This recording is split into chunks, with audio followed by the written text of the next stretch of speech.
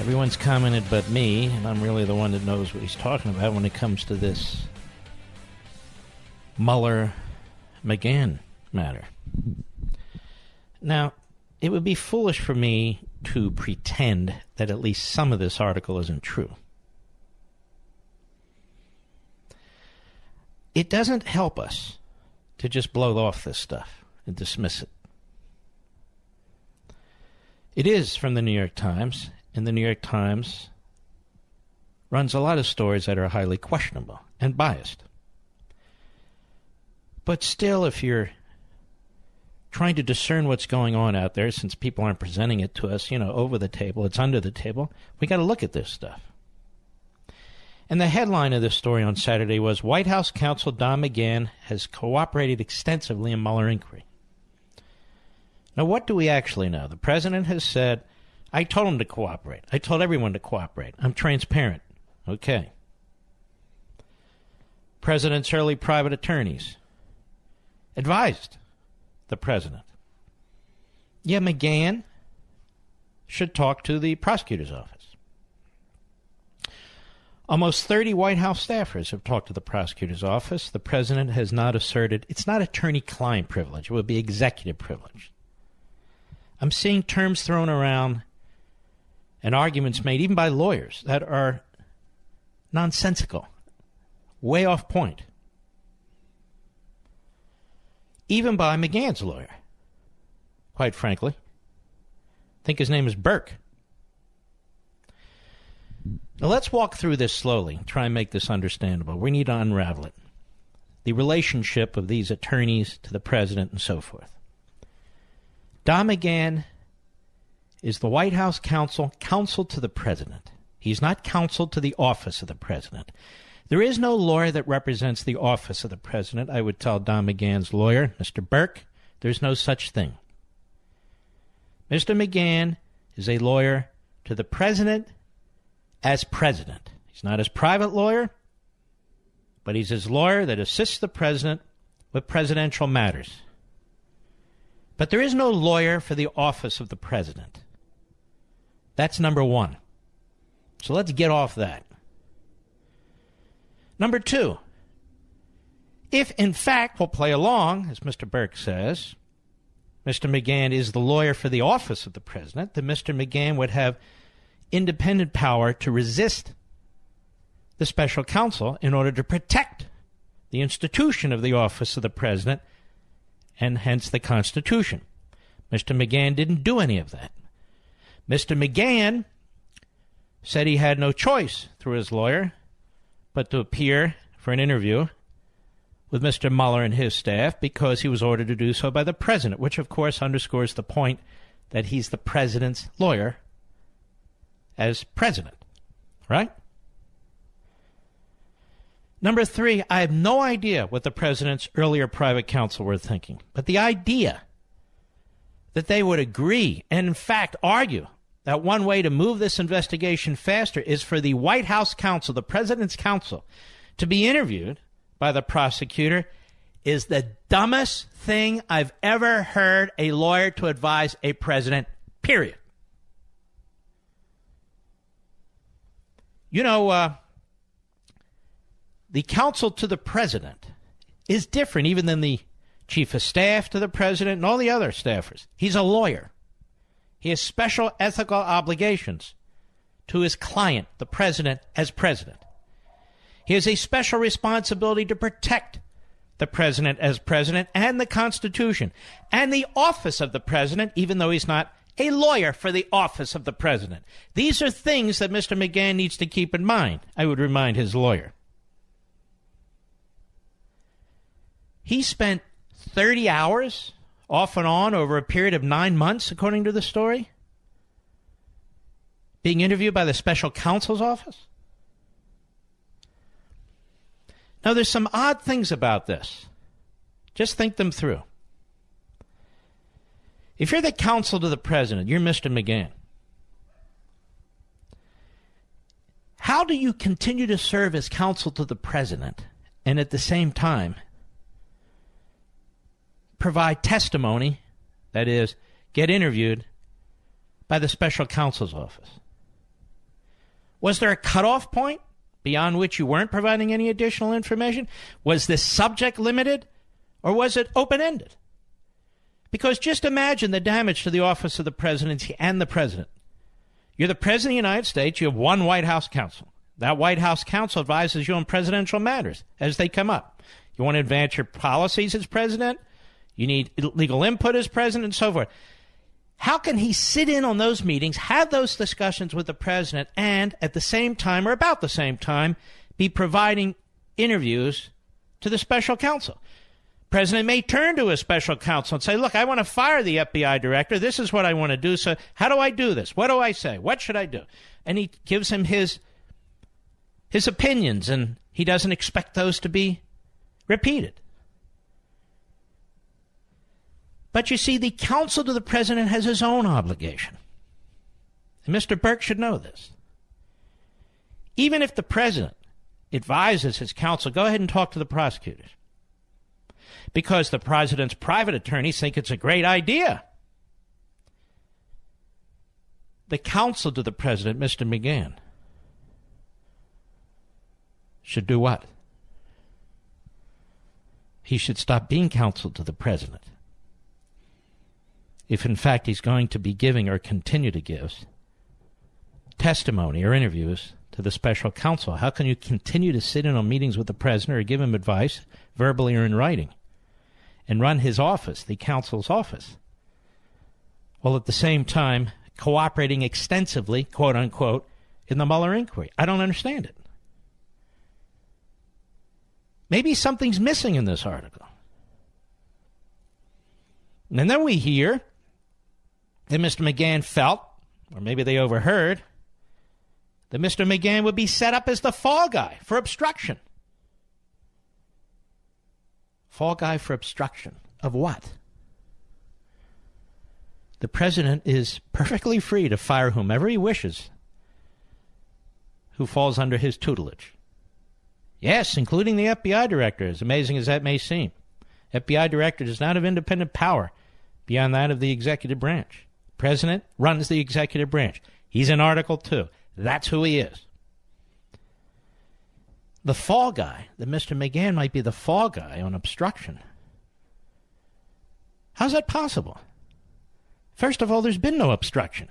The Russia investigation goes on and on and on and on.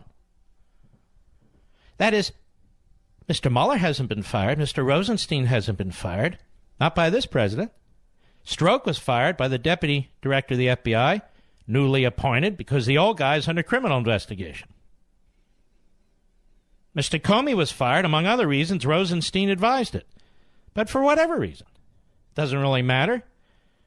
So how could Mr. McGahan be thrown under the bus when there's no bus?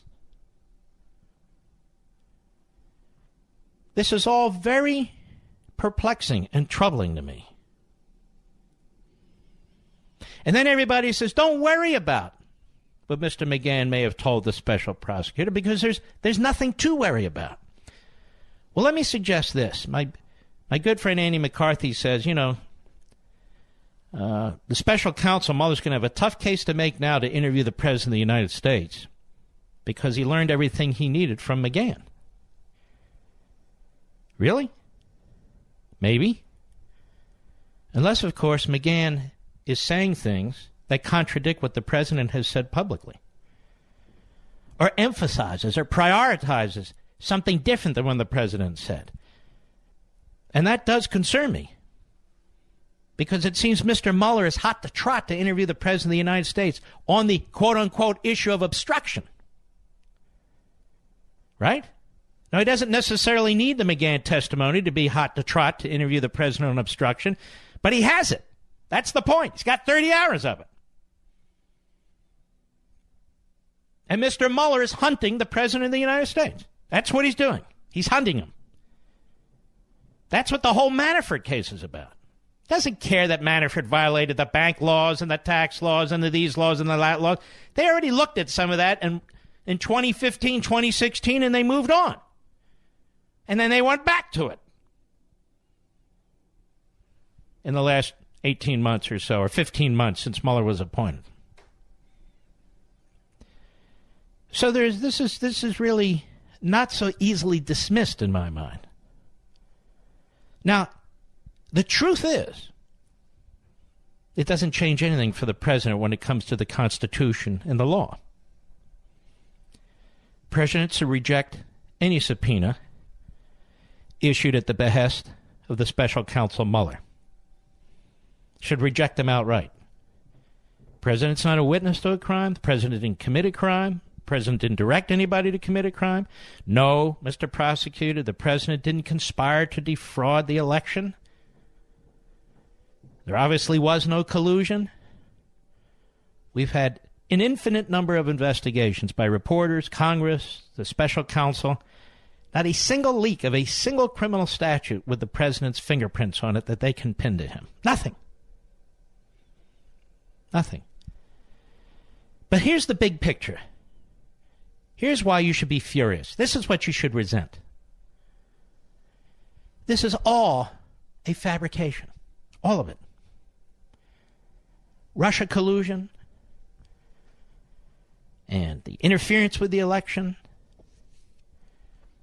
because Hillary Clinton and the DNC insisted that this was an illegitimate election after she lost. They kept pushing the Russia narrative. You should be furious that this president, the day he stepped into the Oval Office, has been under investigation in one form or another. He's been under attack in one form or another. The people who hate him because they don't like his style, the people who hate him because he calls them out, the people who hate him because they don't like his tweets, the people who hate him because they think he's unpresidential, they have thrown in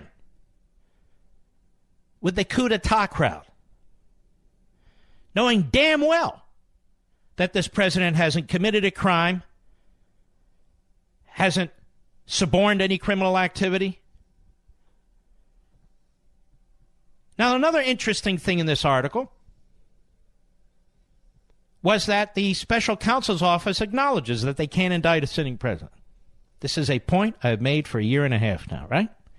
Finally, the professors emeritus, former prosecutors have all figured it out. All they had to do is read the two memos that I read. Well, apparently, Mr. Mueller's read them now, too. So you can't indict a sitting president. President's not a witness to a crime. President didn't direct any criminal activity. The president didn't commit any crimes. So what are we doing? Mr. Mueller's not on trial for anything related to Russian collusion or conspiracy. Mr. Mueller's picked up a few people for this and that. They set up Lieutenant General Mike Flynn. I guess they're proud of themselves, through Mr. Stroke, who's since been fired. So what are we doing? We're doing exactly what I told you on day one. Mr. Mueller is an unconstitutional appointee. Mr. Mueller is conducting himself in a reckless way. Mr. Mueller knows he can't indict a sitting president.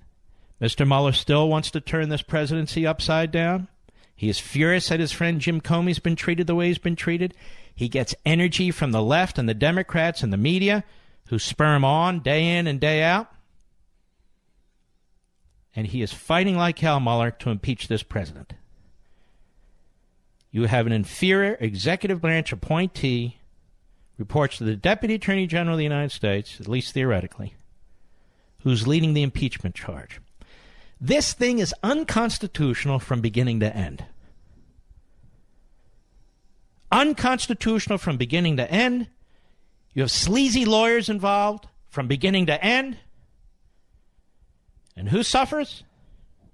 The president, of course, and the American people. I'll be right back. Mark Levin.